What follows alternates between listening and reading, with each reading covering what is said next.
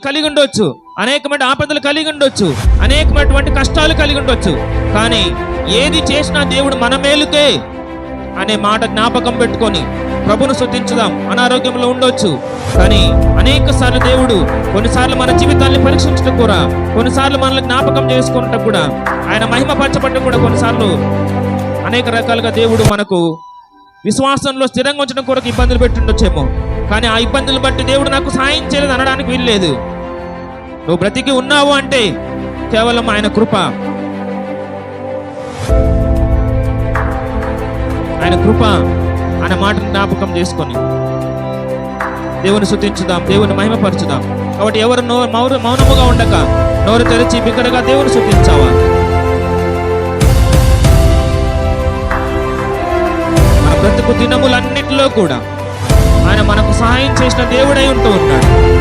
ఆ దేవుని జ్ఞాపకం చేసుకొని ఆయన స్తుతించుదాం, ఆయన ఆరాధన చేద్దాం.